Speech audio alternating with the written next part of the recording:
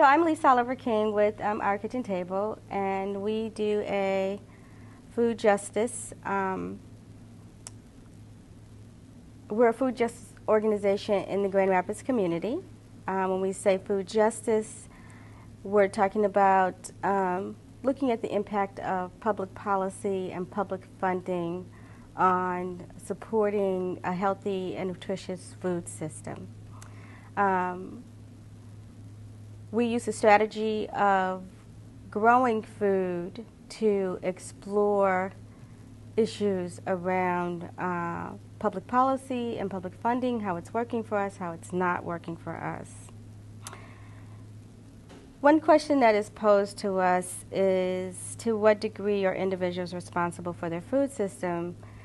And the reality is food system is imposed on us.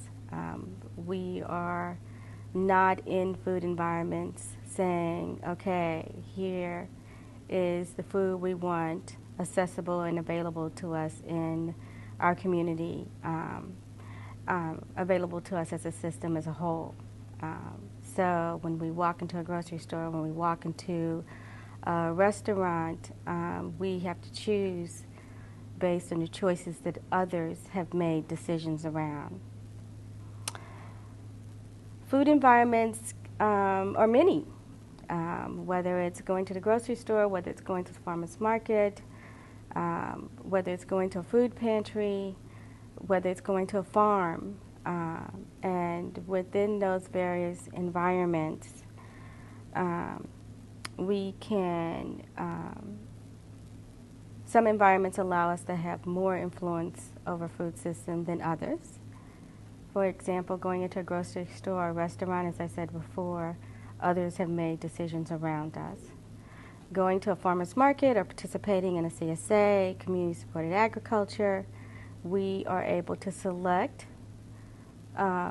food options. We're able to learn how our food is grown. We're able to explore the political influences that those entities are impacted by in order to provide us with the quality food that we have selected. We're able to choose and have voice around who our food growers is and how that food is provided to us. This is a social justice, environmental justice issue. Again, when we look at the impact of public policy and public funding and how it's working from a community benefit perspective, the reality is regardless of income, socioeconomic background, we're all have lack of voice as it relates to choices that are available to us. However, the reality is there are those who are much more marginalized around food based on race, based on socioeconomics. That's just the reality of things. And those who are most marginalized have the least say, the least influence, and receive not the best quality food or have the least voice as it relates to accessibility and various food resources being made available to them. The way that we can know that a food environment is healthy is by asking questions and doing our homework. Doing homework so that we know what questions to ask. And more importantly, having information around those questions before we ask those in various food environments to help us to understand how this environment is healthy and have our best interest at hand. Unhealthy food environments can be improved by supply and demand. We should create an alternative food system to the industrialized food system that we are currently powerless around.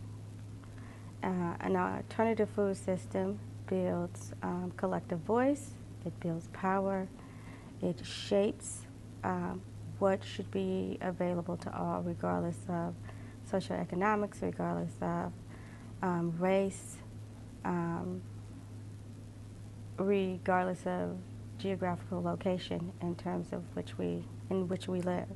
And we can turn that around by examining and enhancing what is available to us as it relates to food, and those things that are unhealthy, that we have deemed unhealthy, we can begin to eliminate those items from the current food system that we're trying to build that will support a healthy and nutritious environment. We do not believe that there's a such thing as a food desert, because a desert is a vibrant, living ecosystem. And if you say you live in a food desert, you're saying that you live in a vibrant system that provides well beyond your needs, the best food choices, the best options made available to all of us. The one takeaway that if out of my ramblings, if I have not said anything of substance, is this: we are all entitled to the best food system possible. We all should work collectively to make sure that such a food system exists regardless of socioeconomics, regardless of geographics, regardless of race, because all of us are interested in having the best choices made available to us. One for all and all for one. You know, another thing to think about is that we think that when we look at food environments and we distinguish between what's a healthy food environment and what's an unhealthy food environment, the reality is, more likely than not, we're buying into the narrative that if you are at a gas station or if you are at a food pantry, everything available to you must be junk. And the reality is that many of those places, in their own way, and we as community members can influence that, work to have nutritional options available. Yeah, you may have to, it's like going to TJ Maxx, which I don't like going to TJ Maxx, but the reality is that when you dig through, you find really good quality items at an affordable price that you feel good when you walk out of that store. You took the time to survey the environment, dig through whatever it is that you have to dig through, and walk away with the quality items that you're interested in. We have those same choices in various food environments. If you are at a pantry, it's a matter of doing your homework and knowing what's available, working with the staff to take advantage and enhance what's there, but also those things that are missing for you, saying, I would like to have grapes with seeds, because we don't like seedless items. If it's seedless, it's dead food, so you don't want that. But if it's grape with seeds, understanding what does it take to get that item into that food environment, and what does it take to move that item so that it is not going bad or is seen as an item that it's something that, you know, we can't maintain. That's a matter of communication, understanding the environment, understanding the available options that are made to you, and showing that where I get my food, access to food, the food resources matters to me. And here, how it matters to me, and if you work with me in terms of having that available to me and my family or whoever it is, here's how we can support each other.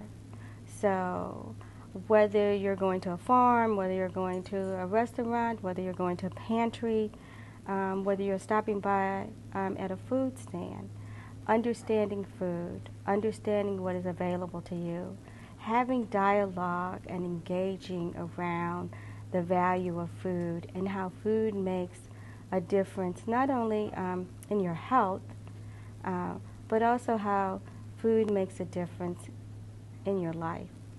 I can remember many times sitting around with girlfriends, eating a good bowl of chili with some rice, and being able to either cry on their shoulder or we're crying from all of the laughter as we go down memory lane. Food is invaluable in so many ways, and we can't think that good quality food is only available in certain circles. It is available in any circle. We have to do our homework and make sure that it's accessible to all.